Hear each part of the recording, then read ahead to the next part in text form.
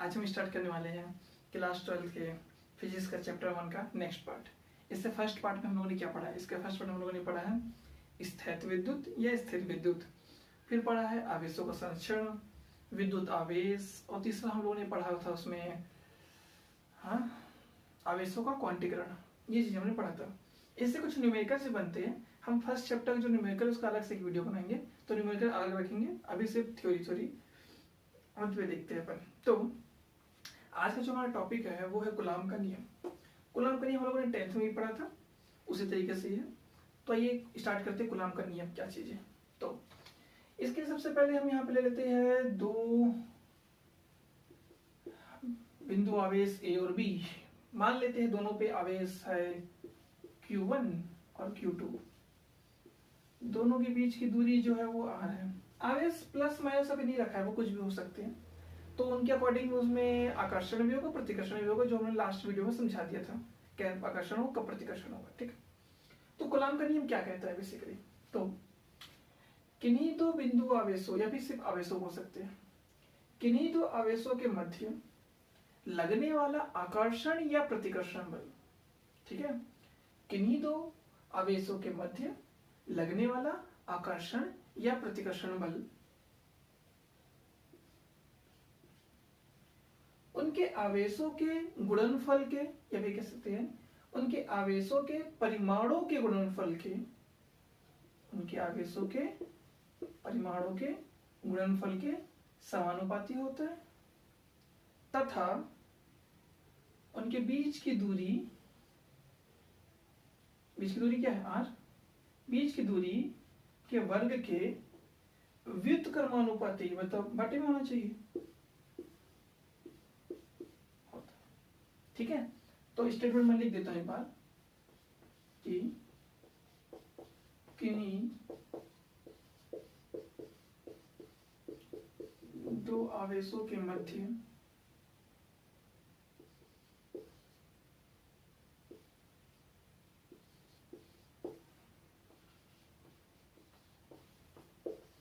लगने वाला आकर्षण या प्रतिकर्षण बल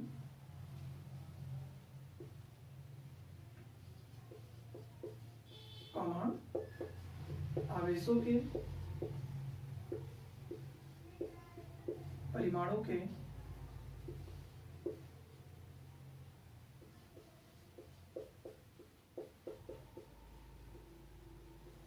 गुणनफल के समानुपाती तथा उनके बीच की दूरी के वर्ग के व्युत्क्रमानुपाती होता है।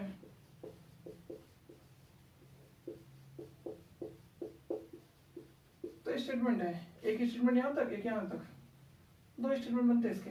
तो किन्हीं दो आवेशों के मध्य लगने वाला आकर्षण या प्रतिकर्षण बल आवेशों के परिमाणों के गुणनफल के समानुपाती तथा उनके बीच की दूरी के वर्ग के व्युत्क्रमानुपाती होता है। ठीक है, जब एक बटे करते हैं तब इसको व्युत्क्रमानुपाती पढ़ लेते हैं, जब सामने करते हैं तो समानुपाती या अनुक्रमानुपाती। जब एक बटे करके रखते हैं तो इसको व्युत्क्रमानुपाती पढ़ते हैं। दोनों को मिला के लिख देते हैं, इक्वेशन फर्स्ट, इक्वेशन सेकेंड, समीकरण 1 और 2 से।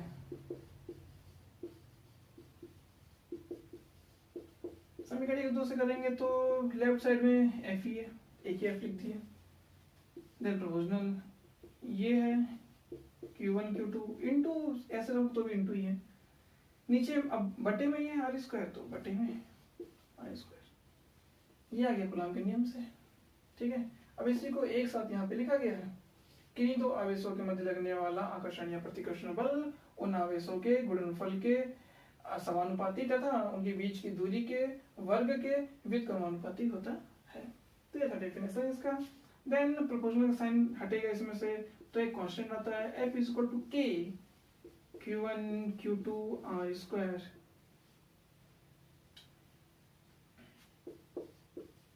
जहाँ K बराबर नियतांक है। तो ये तो कुरान के नियम से अपने को मिल गया, लेकिन जो यहाँ k की वैल्यू है, ये k की वैल्यू यहाँ पे अलग अलग प्रकार से कैसे शो करते हैं, नेक्स्ट हम इसका k की वैल्यू देख लेते हैं। k की वैल्यू क्या है पुट करनी है और क्यों पुट करनी है और किस लिए पुट करनी है वो देख लेते हैं इसमें, ठीक है।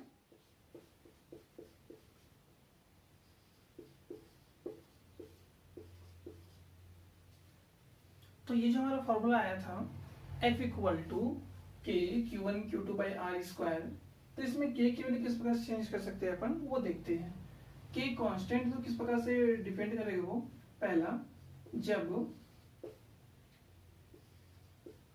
माध्यम वायु या निर्वात हो, तो माध्यम कैसा होना चाहिए, या तो वायु हो जैसे हमारे वायुमंडल में गैस होती है उस प्रकार से, या तो निर्वात हो। निर्वात मतलब वहां पर कोई इसी प्रकार कोई गैस नहीं हो सकती, कैसे वायुमंडल नहीं हो सकता, निर्वात उसको बोलते हैं। अंतरिक्ष में अंतरिक्ष निर्वात की स्थिति, चंद्रमा पे निर्वात की स्थिति है क्योंकि वहां कोई वायुमंडल नहीं होता है, ठीक है। तो जब माध्यम वायु या निर्वात हो तब k इक्वल टू 1/4πε0 ये वैल्यू होती है। एप्सिलॉन नॉट या एप्सिलॉन जीरो बोलते हैं जिसे अपन, तो एप्सिलॉन जीरो की जो वैल्यू होती है वो 8.854 इंटू 10⁻⁻12 फैरेड पर मीटर ये होती है, फैरेड फॉर्म में, फैरेड पर मीटर। तो मेरे पास जो k की वैल्यू है k इक्वल टू 1/4πε0, इसकी टोटल वैल्यू जो होती है जब अपन एप्सिलॉन नॉट की वैल्यू यहाँ पे पुट करेंगे, ये वाली पाई की वैल्यू 22/7 पुट करेंगे यहाँ पे, 4 तो है वैल्यू, सॉल्व करेंगे तो जो आंसर आता है वो आता है लगभग 9 इंटू 10⁻9, ठीक है। ये इसकी वैल्यू क्या आती है 9 इंटू 10⁻9, ये वैल्यू इसकी आती है। तो k का मान ये है हमारे पास और 9 10⁻9, तो अपने पास फॉर्मूला क्या बन जाएगा यहाँ पे F इक्वल टू, एक बन जाएगा हमारे पास F equal to 1/4πε0 Q1/Q2 R square. इसकी जगह चाहे तो हम ये भी लिख सकते हैं, या F equal to 9 into 10⁻9 Q1 Q2 by R square, ठीक है। ये जब माध्यम कैसा था वायु या निर्वात होगा। अच्छा एप्सिलॉन नॉट क्या बोलेंगे, एप्सिलॉन नॉट को यहाँ पढ़ते हैं वायु या निर्वात में निरपेक्ष, मतलब किसी के सापेक्ष नहीं होगा, निरपेक्ष विद्युतशीलता,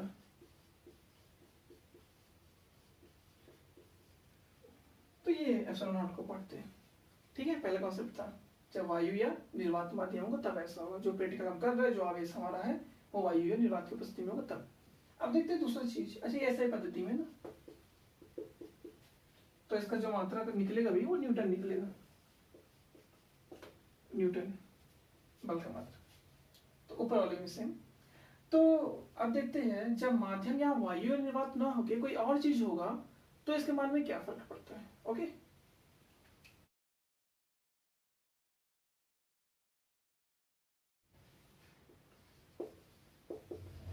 जब कोई अन्य माध्यम हो, अब अन्य माध्यम में क्या क्या हो सकते हैं, बहुत सारी चीज है, कांच ले सकते हैं, पानी ले सकते हैं, और भी एबोनाइट ले सकते हैं, बहुत सारी चीज ले सकते हैं इसमें पर। तो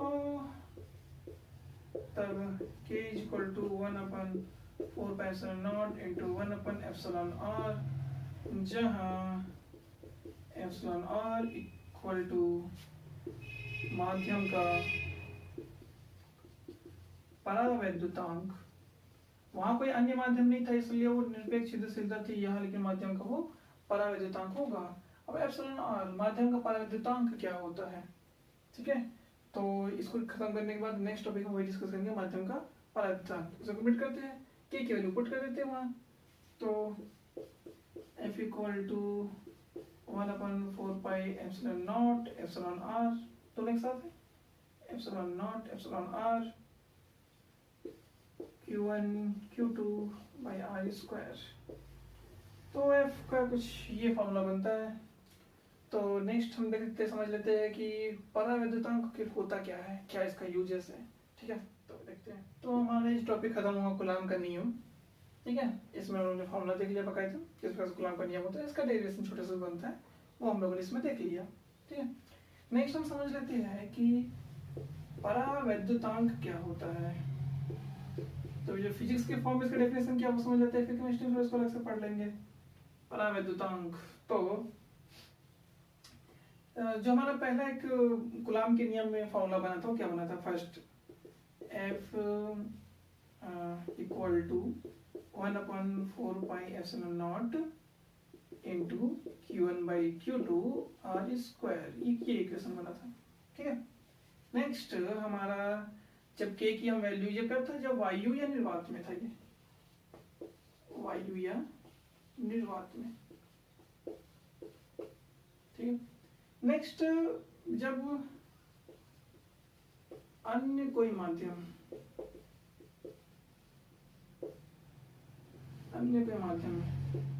F equal to 1/4πε0 epsilon r into q1/q2 r square. ये सेकेंड, हम इसको F1 ले लेते हैं, इसको F2 ले लेते हैं, तो थोड़ा परावैद्युतांक का डेफिनेशन समझने में हमको आसानी हो जाएगा कि परावैद्युतांक क्या है, किस प्रकार से। ठीक है, समीकरण 1 को समीकरण 2 से भाग देने पर F1/F2 ये पूरा कट जाएगा, Q1 Q2 कट जाएगा, R स्क्वायर कट जाएगा, क्या बचेगा, एप्सिलॉन r, एक ऊपर, ये पूरा कट गया तो एक ऊपर, ये 1/में और बचेगा तो 1/में एप्सिलॉन r, एप्सिलॉन r पलट के ऊपर चलेगा बटे में, तो आएगा F1/F2 equal to epsilon r। तो ये परावैद्युतांक था। तो डेफिनेशन यहाँ पे क्या बना, वायु या निर्वात में उपस्थित आवेशों के मध्य लगने वाला बल। ठीक है, वायु या निर्वात में उपस्थित आवेशों के मध्य लगने वाला बल अन्य कोई माध्यम में उपस्थित आवेशों के मध्य लगने वाले बल, ठीक है, के अनुपात को।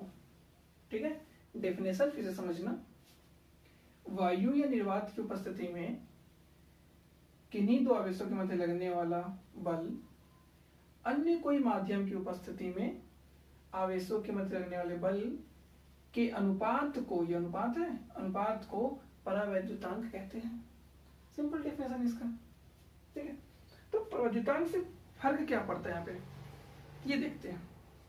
तो परावैद्युतांक क्या करता है, किन्हीं दो आवेशों के मध्य जो बल लग रहा होता है वो बल परावैद्युतांक के कारण क्या हो जाता है, कम हो जाता है।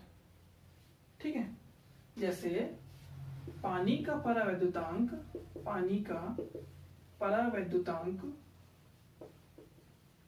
लगभग 80.4 होता है, जिसको लोग 81 भी कहते हैं। ठीक है, तो यदि मैं बोलूं कि जो पहले बल लग रहा था F1, वो लग रहा था कुछ 1 न्यूटन लग रहा था, पहले बल दो आवेशों के मध्य। ठीक है, तो यदि वो उनका माध्यम पानी होगा तो बल कितना लगेगा, 1/8.5 न्यूटन। ठीक है, मतलब इतना गुना वो कम हो गया। ठीक है, तो माध्यम का यहाँ पे बहुत ज्यादा प्रभाव पड़ता है कि माध्यम वो वायु या निर्वात था तो लगने वाला बल उतना ही लगता, माध्यम चेंज हो गया, वहां पे पानी आ गया तो 80.5 हो सकता है। इसलिए कोई और माध्यम भी हो जाए, कांच भी हो सकता है, उसकी वैल्यू पुट कर देंगे। तो कई सारे ऐसे परावैद्युतांक के मान ज्ञात करने होते हैं। और इसमें एक नोटिस करने की बात यह है, जो क्वेश्चन एग्जाम में बहुत ही पूछता है, पीईटी पीएमटी त्रिपली में पूछता है, और साथ ही साथ 12th एग्जाम में 1 नंबर क्वेश्चन पूछ सकता है ये, कि धातु का परावैद्युतांक कितना होता है। धातु का परावैद्युतांक अनंत होता है।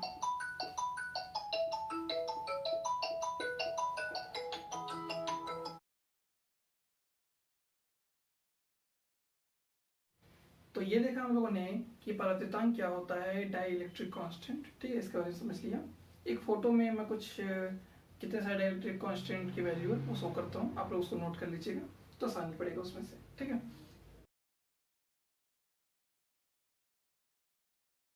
नेक्स्ट अब हम इसमें देखते हैं कि अब जो मेन कॉन्सेप्ट इस टॉपिक का, जो चैप्टर का मेन कॉन्सेप्ट है वो देखते हैं कि विद्युत क्षेत्र किसे कहते हैं और विद्युत क्षेत्र की तीव्रता क्या होती है। स्टार्टिंग करते हैं विद्युत क्षेत्र से। तो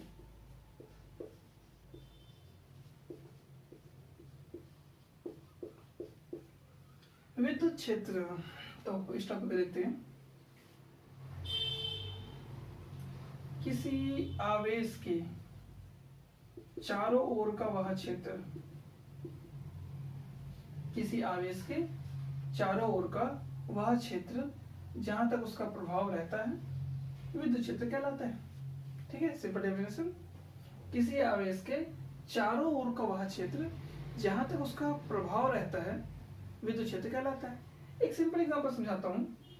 एक चुंबक है मान लेते हैं, ठीक है, एक गोल चुंबक है, इसके पास कोई लोहे की वस्तु लाते हैं, यहाँ पे नहीं खींच पा रहा, और पास लाए नहीं खींच पा रहा, और पास लाए नहीं खींच पा रहा, और पास लाए नहीं खींच पा रहा। यहाँ पे जैसे ही उस लोहे की वस्तु को लेके आए, चुंबक उसको सट से अपनी ओर खींच लेता है। मतलब इतने एरिया में कोई भी अन्य लोहे की वस्तु आएगी तो चुंबक खींच सकता है। तो चुंबक का वह गुण, चुंबक के चारों ओर का वह क्षेत्र जहां तक उसका प्रभाव रहता है, चुंबक के चारों ओर का वह क्षेत्र जहां तक उसका प्रभाव रहता है उसे चुंबकीय क्षेत्र कहते हैं। ठीक है, इसी प्रकार से किसी आवेश के चारों ओर का वह क्षेत्र जहां तक उसका प्रभाव रहता है उसे विद्युत क्षेत्र कहते हैं। ये सिंपल सा डेफिनेशन। ठीक है, तो नेक्स्ट देखते हैं विद्युत क्षेत्र की तीव्रता। अब विद्युत क्षेत्र तो है, लेकिन विद्युत क्षेत्र कितना है ये दर्शाता है विद्युत क्षेत्र की तीव्रता। तो इसका डेफिनेशन है विद्युत क्षेत्र के किसी बिंदु पर, कोई भी बिंदु हो सकता है, विद्युत क्षेत्र के किसी बिंदु पर उपस्थित एकांक धनावेश, विद्युत क्षेत्र के किसी बिंदु पर उपस्थित एकांक धनावेश जितने बल का अनुभव करता है। ठीक है, जैसे चुंबक था, इस लोहे की वस्तु को अपनी ओर खींचा तो ये एक आकर्षण बल का अनुभव कर रहा है। ठीक है, तो सेम इसी प्रकार से इसमें भी है। विद्युत क्षेत्र में एकांक धनावेश जितने बल का अनुभव करता है, विद्युत क्षेत्र में स्थित एकांक धनावेश, विद्युत क्षेत्र के किसी भी बिंदु पर स्थित, ठीक है, विद्युत क्षेत्र के किसी भी बिंदु पर स्थित एकांक धनावेश जितने बल का अनुभव करता है उसे विद्युत क्षेत्र की तीव्रता कहते हैं। तो मान लेते हैं ये धनावेश का नाम है Q0। ओके, विद्युत क्षेत्र की तीव्रता दर्शाते हैं अपन E से, इक्वल टू जितने बल का अनुभव करता है, मतलब बल विद्युत क्षेत्र के बराबर है। ठीक है, लेकिन बल का अनुभव कौन कर रहा है? वो कर रहा है आवेश, एकांक धनावेश, वो इसके नीचे। तो ये बनता है इसका फॉर्मूला। ठीक है, विद्युत क्षेत्र के डेफिनेशन फिर से, विद्युत क्षेत्र के किसी बिंदु पर उपस्थित एकांक धनावेश जितने बल का अनुभव करता है उसे विद्युत क्षेत्र की तीव्रता कहते हैं। ठीक है, बल का मात्रक होता है न्यूटन, आवेश का मात्रक होता है कूलाम, तो इसका मात्रक हो गया न्यूटन प्रति कूलाम, विद्युत क्षेत्र का मात्रक हो गया न्यूटन प्रति कूलाम। बुक में विद्युत क्षेत्र और विद्युत क्षेत्र की तीव्रता को एक ही वर्ड यूज कर देता है विद्युत क्षेत्र, तो उससे कोई फर्क नहीं पड़ता। लेकिन अगर डेफिनेशन की बात करें, डेफिनेशन में थोड़ा सा फर्क होता है। ठीक है, इसमें एकांक धनावेश के चारों ओर का वह क्षेत्र जहां तक उसका प्रभाव रहता है विद्युत क्षेत्र कहलाता है। विद्युत क्षेत्र स्टार्टिंग यही करते, विद्युत क्षेत्र से स्टार्टिंग करते हैं। विद्युत क्षेत्र के किसी बिंदु पर उपस्थित एकांक धनावेश जितने बल का अनुभव करता है उसे विद्युत क्षेत्र की तीव्रता कहते हैं।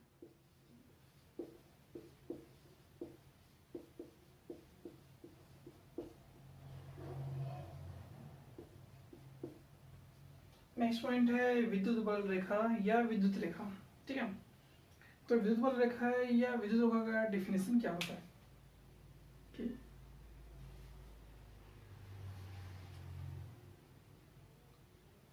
विद्युत बल रेखा विद्युत क्षेत्र में खींचा गया वह काल्पनिक व निष्कोण, ठीक है, काल्पनिक व निष्कोण मतलब कोण नहीं बना रहा। विद्युत बल रेखा विद्युत क्षेत्र में खींचा गया वह काल्पनिक व निष्कोण वक्र है जिस पर एकांक धनावेश गमन कर सकता है। सिंपल सा डेफिनेशन, ठीक है, एक दो बार रिपीट करेंगे तो अच्छे से याद हो जाएगा कि विद्युत बल रेखा विद्युत क्षेत्र में खींचा गया वह काल्पनिक व निष्कोण वक्र है जिस पर एकांक धनावेश गमन कर सकता है, मतलब चल सकता है, गति कर सकता है, ये चीज है, एकांक धनावेश गमन कर सकता है विद्युत बल रेखा, ये इसका डेफिनेशन।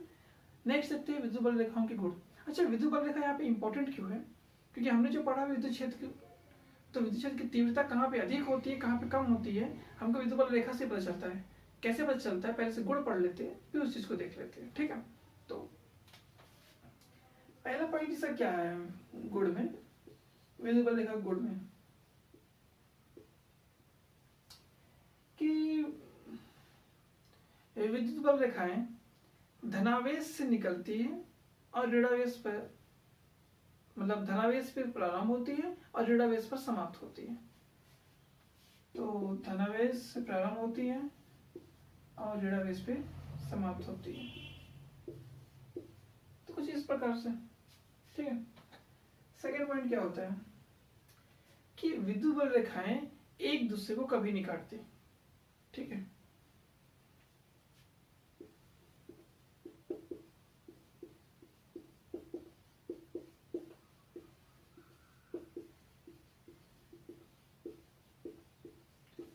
यहां से एक दो नंबर क्वेश्चन ही बनता है कि विद्युत बल रेखा एक दूसरे को नहीं काटती क्यों? तो इसका आंसर क्या है कि विद्युत बल रेखाएं एक दूसरे को नहीं काटती क्योंकि यदि वे एक दूसरे को काटेंगी तो उनके कटान बिंदु से, ठीक है, जहां पे कट करेंगी उनके कटान बिंदु से दो स्पर्श रेखाएं खींची जा सकती है। ठीक है, तो ऐसा क्या होगा, दो स्पर्श रेखाएं ये दर्शाएंगी, दो स्पर्श रेखाएं दो विद्युत क्षेत्र की दिशा को दर्शाएंगी, जबकि एक बिंदु पर केवल विद्युत क्षेत्र की एक ही दिशा हो सकती है। ठीक है, विद्युत बल रेखाओं के किसी बिंदु पर, विद्युत बल रेखाओं के किसी भी बिंदु पर खींचा गया स्पर्श रेखा विद्युत क्षेत्र की तीव्रता की दिशा को प्रदर्शित करता है। ठीक है, विद्युत क्षेत्र की तीव्रता की दिशा को प्रदर्शित करता है। ये इसका तीसरा पॉइंट हो गया। नेक्स्ट पॉइंट इसका चौथा पॉइंट, जो विद्युत बल रेखाएं होती है वो किसी चालक के अंदर से होकर नहीं गुजरती। ठीक है, विद्युत बल रेखाएं किसी चालक के अंदर से होकर नहीं गुजरती, जिस कारण चालक के अंदर विद्युत क्षेत्र की तीव्रता शून्य होती है। ठीक है, ये इसका चौथा पॉइंट। नेक्स्ट हम ये देखते हैं अब कि विद्युत बल रेखाओं के कारण विद्युत क्षेत्र की तीव्रता का कैसे पता चलता है कि कहाँ तीव्रता कम है कहाँ तीव्रता ज्यादा है। तो एक एग्जांपल लेते हैं इसके लिए अपन।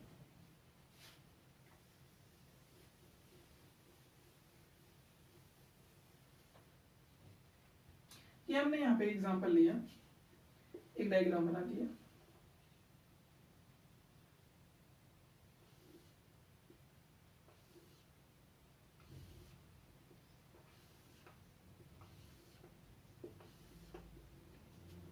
ये ए भाग हो गया, ये बी हो गया। विद्युत क्षेत्र की तीव्रता कहाँ जाता है? तो ये विद्युत बल रेखाएं, ठीक है, विद्युत बल रेखा, इस पॉइंट को नोट कर लीजिएगा। विद्युत बल रेखाएं जहां सघन होती है अर्थात जहां घनी होती है वहां विद्युत क्षेत्र की तीव्रता ज्यादा होती है। ठीक है, तो यहाँ पे घनी है बल विद्युत बल रेखाएं, जहां विद्युत बल रेखाएं सघन होती है अर्थात घनी होती है वहां विद्युत क्षेत्र की तीव्रता ज्यादा होती है।